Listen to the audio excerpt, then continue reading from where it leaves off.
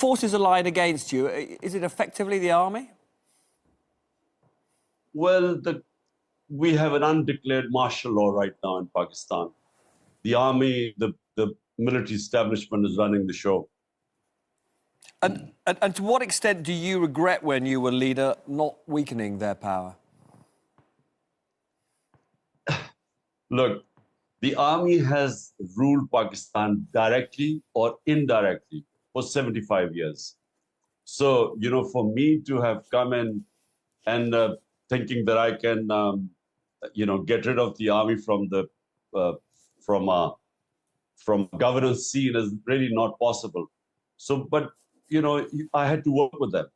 And that's the only way to do it, because it's the only entrenched, organized institution in the country.